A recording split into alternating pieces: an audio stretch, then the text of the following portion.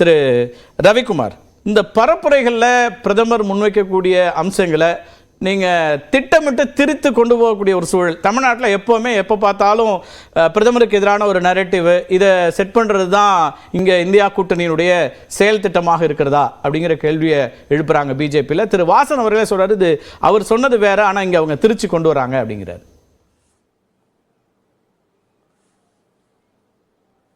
ஆமாம்மா, வாசன் சொல்கிறது கரெக்டு தான். அவர் வேறு மொழியில் பேசினார், நம்ம அதை வந்து தமிழில் சொல்கிறோம். அதனால் வாசன் சொல்கிறது உண்மைதான். ஆனால் அந்த திரிக்கிறதுன்னு சொல்கிறீங்களே, பிரதமர் பேச்சை திரிக்கவே முடியாது. ஏன்னா அவர் எவ்வளவு திரிய அது உள்ளார வச்சு திரிக்கிறாருங்கிறது பார்க்குறவங்களுக்கு கேட்குறவங்களுக்கு நல்லா தெரியும். இப்போ நீங்கள் வந்து ஒடிஷாவில் போய் பொக்கிஷ சாவியை பற்றி பேசுகிறத சொல்கிறீங்க. 3 நாளைக்கு முன்னே உத்தரப்பிரதேஷில் பேசினார். என்ன பேசினார்? உத்தரப்பிரதேஷ் மக்களெல்லாம் வந்து தென்னிந்தியர்கள் எல்லாம் சேர்ந்து இழிவுபடுத்துகிறாங்க, திமுக வந்து இது மாதிரி பேசுது, ஆனால் இங்கே அவருடைய கூட்டாளிகள் வந்து இங்கே ஓட்டு கேட்குறாங்கன்னு சொல்லி தென்னிந்தியாவுக்கு எதிராக போய் ஒரு வெறுப்பை வந்து மூன்று நாட்களுக்கு முன்னால் ஒட்டுமொத்த தென்னிந்தியாவுக்கு எதிரான ஒரு வெறுப்பு பிரச்சாரத்தை உத்தரப்பிரதேசத்தில் மேற்கொண்டார். அதோட தொடர்ச்சி தான் இன்றைக்கி ஒடிஷாவில் அவர் பேசுகிறது. அது வந்து அவர் ஆரம்பித்ததுலேருந்து பாருங்கள், எங்கெங்கே வந்து அவர் என்னென்ன வெறுப்பு பிரச்சாரங்களை கிளப்பிட்டுருக்காரு. எலெக்ஷன் கமிஷன் வேடிக்கை பார்க்குறதுனால அவர் வந்து ரொம்ப உற்சாகமாகி இன்றைக்கி தொடர்ந்து பேசிகிட்ருக்காரு. ஏதோ ஒரு டெல்லியில் இருக்கிற ஒரு சிறிய நீதிமன்றம் அவர்கள் வந்து கேட்குறாங்க, எஃப்ஐஆர் போட்டிங்களா, என்ன நடவடிக்கை எடுத்துங்க, ஆக்ஷன் டேக்கன் ரிப்போர்ட் எனக்கு கொடுங்கன்னு அங்கே காவல்துறையை கேட்குறாங்க இந்த கம்ப்ளைண்ட் மேலே. ஆனால் எலெக்ஷன் கமிஷன் எத்தனை கம்ப்ளைண்ட் கொடுத்தாலும் அவர்கள் அதை பற்றி கவலையப்படாமல் இன்றைக்கி வந்து போயிட்டுருக்காங்க. எனவே இன்றைக்கி தேர்தல் முறையே இப்போ ஒரு பெரிய கேள்விக்குறியாக மாறி இருக்கிறது. அடுத்து 2 கட்ட தேர்தல் என்ன இப்போ எப்படி இருக்கும் அப்படிங்கிறத நீங்கள் தலைப்பாக போட்டிருந்தீங்க. இன்றைக்கி வந்து அவர் ஆரம்பித்த நிலையும் அவர் நீங்கள் இன்னும் சொல்லப்போனால் திரு மோடி அவர்களுடைய தேர்தல் பரப்புரையெல்லாம் நீங்கள் மற்ற மாநில தேர்தல்கள் சமயத்தில் நீங்கள் பார்த்துருப்பீங்க. அந்த ரோட் ஷோஸ் எப்படிலாம் பண்ணார், அதில் இருந்த அவர்கிட்ட இருந்த ஒரு கம்பீரம், அவர்கிட்ட இருந்த ஒரு தன்னம்பிக்கை இப்போ எந்த நிலைக்கு இருக்குங்கிறத நீங்க இப்போ தன்னம்பிக்கை இந்தியா கூட்டணிக்கு குறிப்பா காங்கிரஸ் தலைவருக்கு இருக்கா, கார்கேக்கு இருக்கா? ஏன்னா அவரோட ஒரு நேர்காணல்ல இன்னைக்கு அவர் ஒரு விஷயத்தை குறிப்பிடுறாரு, India bloc confident of stopping BJP from getting majority in polls. இந்த ஸ்டேட்மெண்ட் வந்து கான்ஃபிடென்ட்டான ஸ்டேட்மெண்ட்னு பார்க்கணுமா? நாங்கள் பிஜேபி ஆட்சிக்கு வராமல் தடுத்து விடுவோங்கிற ஸ்டேட்மெண்ட்டுக்கும் நாங்கள் ஆட்சி அமைக்கிறோங்கிற ஸ்டேட்மெண்ட்டுக்குமான வேறுபாடு நிறைய உண்டு. இப்போதும் அவங்கள ஆட்சிக்கு வரவிடாமல் தடுக்கக்கூடிய சக்தி எங்களுக்கு இருக்கிறதுங்கிற இடத்துல இருந்து தான் அணுகிறீங்கன்னா ஒரு டிஃபென்சிவாக தான் இருக்கீங்க அல்லது முழு நம்பிக்கையோட இருக்கீங்களாங்கிற கேள்வி வருதுல்ல? டிஃபென்சிவ்னு இல்லை, அதாவது இவர் நல்லவருங்க அப்படின்னு சொன்னால் அவர் கெட்டவர்னு ஏன் சொல்லலை அப்படின்னு நீங்கள் சொல்கிறீங்க. அப்படி தான் பேசணுன்னு இல்லை. நீங்கள் இன்னைக்கு இருக்கிற இந்தியா கூட்டணி கட்சிகளுடைய தலைவர்கள் ஒவ்வொருத்தவங்களும், அது அகிலேஷ் யாதவாக இருந்தாலும் சரி, அது கெஜ்ரிவாலாக இருந்தாலும் சரி, ஏன் இந்த கூட்டணிக்கு வெளியில் தனியாக போட்டியிட்டாலும் மம்தா பானர்ஜி என்ன சொல்கிறாங்க, இந்தியா கூட்டணி ஆட்சி அமைக்க நாங்கள் வெளியிலேருந்து ஆதரவு கொடுக்குறோம் அப்படின்னு தான் சொல்கிறார்கள். கெஜ்ரிவால் இன்றைக்கு அதுதான் சொல்லியிருக்கிறார், வந்து இந்தியா கூட்டணி ஆட்சி தான் அமைய போகிறது, 300 இடங்கள் நாங்கள் வெற்றி பெறுவோங்கிறாரு. அகிலேஷ் ஒவ்வொரு இடத்துலையும் நீங்கள் அப்படியே பார்த்தீங்கன்னா பெரிய மக்கள் திரள் கூட்டத்தை காவல்துறையாலே கட்டுப்படுத்த முடியாத அளவுக்கு, அந்த அளவுக்கு இன்னைக்கு லட்சக்கணக்கான மக்கள் அங்கே கூடுகிறத பார்க்குறோம். அதுதான் இன்னைக்கு செய்தியாக மாறிக்கிட்டு இருக்கு. இந்த காட்சிகள்லாம் இன்னைக்கு பிரதமரையும் பாரதிய ஜனதா கட்சி தலைவர்களின் நிலைகுலை வைத்திருக்கிறது. அவர்கள் வந்து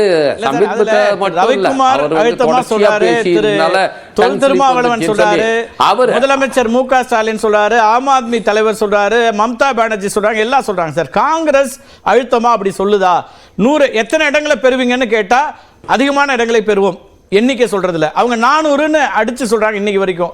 அதை தாண்டி நான் உங்களுக்கு அந்த ஸ்டேட்மெண்ட் சொல்றேன். பிடிஐக்கான அவருடைய நேர்காணல், கார்கே அவருடைய நேர்காணல், we will be able to stop the BJP from getting the seats required for coming to power.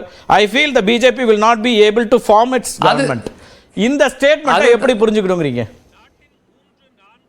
அதுதாங்க இப்படி, அதாவது ஒரு கண்ணியமான முதிர்ச்சியான அரசியல் தலைவர்கள் இப்படி தான் பேசுவாங்க. நாங்க வந்து 543 யாரு இல்ல சார் நாங்க இந்த முறை இல்லைங்க நம்பிக்கை இல்லைங்க அது காங்கிரஸ் ஆட்சி அமைப்பு இந்தியா கூட்டணி ஆட்சி அமைப்பு நீங்க கொஞ்சம் கவனிங்க கொஞ்சம் இது நம்பிக்கை அல்ல இப்படி சொல்வதன் மூலம் அவர்கள் என்ன பண்ணாங்கன்னா ஒரு நேரட்டிவை செட் பண்ண முயற்சி பண்ணாங்க. இது ஒரு ஸ்ட்ராட்டஜி சார், அது நம்பிக்கை கிடையாது. அவங்களுக்கு அந்த நம்பிக்கையே கிடையாது.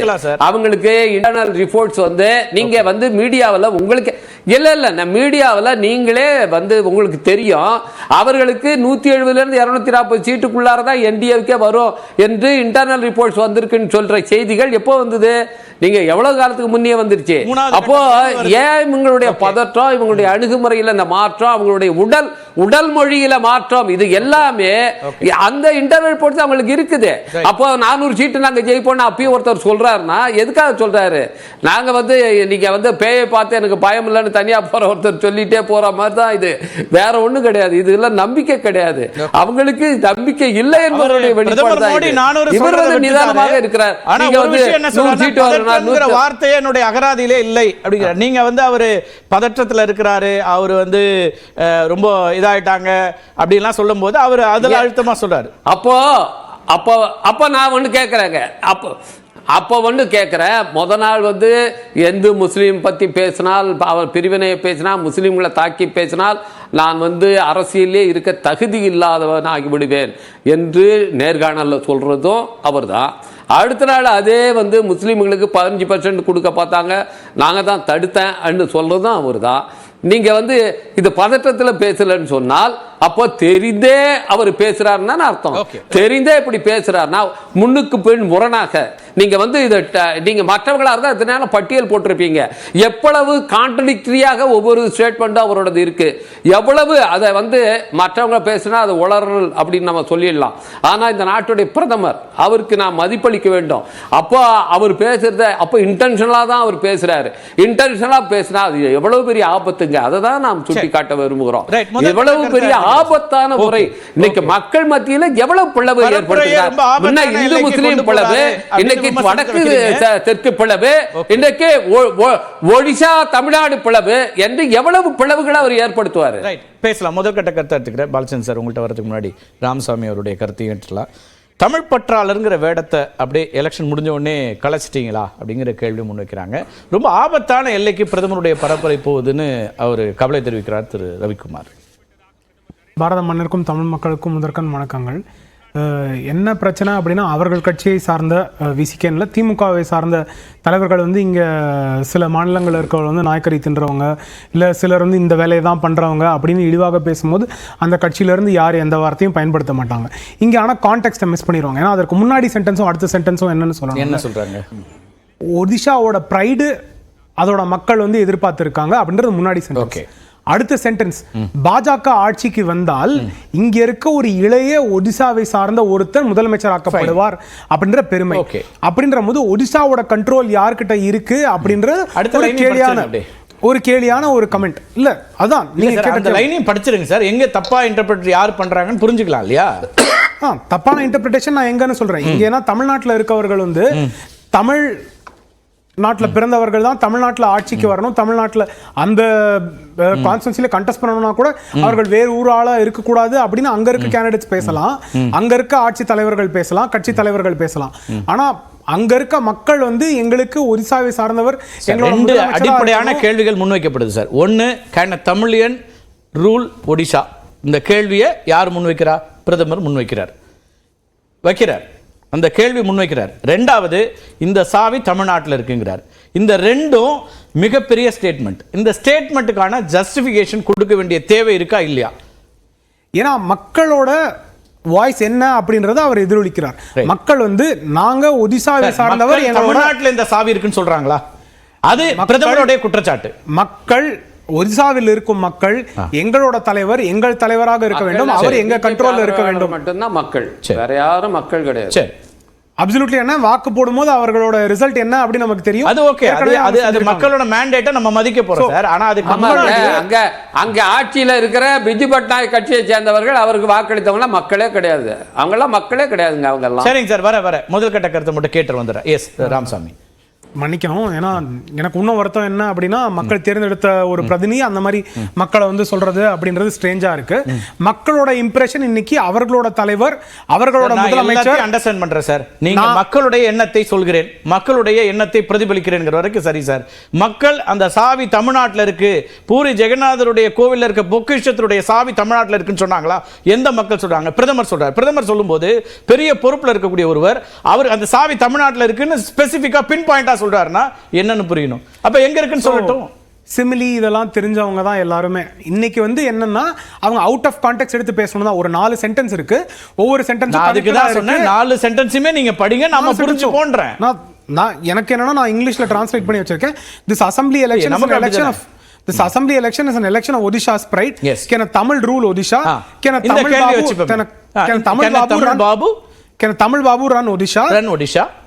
I assure you, if you form a BJP government, a young chief minister of Odisha, right, a chief minister who speaks Odisha will rule here. Okay. இப்ப பிஜேபி ஒரு மாநிலத்தை சார்ந்த அவர்கள் தான் அந்த மாநிலங்கள்ல ஆட்சியில் இருக்கணும்னு சொல்லுதா? இல்ல, வேறு மாநிலத்துல ஆட்சி பொறுப்பு வரக்கூடாதுன்னு சொல்லுதா? அது கிடையாது. அந்த கேள்வி என்ன? இங்க ஸ்டேட்மென்ட் நீங்க கேள்வியை சொல்லுங்க. நீங்க அந்த கேள்வியை படிங்க. முதல் கேள்வியை மட்டும் சொல்லுங்க. கேன் தமிழியன் ரூல் ஒடிஷா அப்படிங்கிற கேள்வியை அது ஃபர்ஸ்ட் ஒடிஷா மக்கள் கேட்கலாம் சார். கேக்குறாங்கன்னு வச்சுப்போம். கேக்குறாங்களாங்கிறது தெரியாது. ஒண்ணும் இல்ல. ஆனா பிரதமர் கேக்குறாரு பரப்புரையில. அவருக்கு உரிமை இருக்கலாம். ஆனா நான் என்ன கேக்குறேன்னா உரிமை எல்லாம் இல்ல. ரொம்ப அடிப்படையில நான் கேக்குறது பிஜேபியோட ஸ்டாண்ட் அதுவா? என்ன ப்ராப்ளம் அப்படின்னா மக்களோட வாய்ஸ் இதுவா இருக்கு, அது ஒரு பிரதமர் பிரதிபலிக்கிறார் அப்படின்றது இங்க இருக்க இது கட்சிகளுக்கு அது தவறாக தெரிகிறது. பிரதமர் அதை கேள்வி கேட்கும் போது நான் இந்த நாட்டில இருந்து வரேன், இந்த மாநிலத்திலிருந்து வரேன், இங்க இருக்க மக்கள் வந்து இவர் தான் இருக்கணும் அப்படின்னு நினைக்கிறாங்க. அப்படின்ற போது நான் வாக்கு கேட்கும் போது அவர்கள் எனக்கும் வாக்கு போடணும் அப்படின்னா என் கட்சியில இருந்து நான் யாரை நிறுத்தணும்? நான் வந்து யாரை நிறுத்தணும் அப்படின்னா இல்ல நான்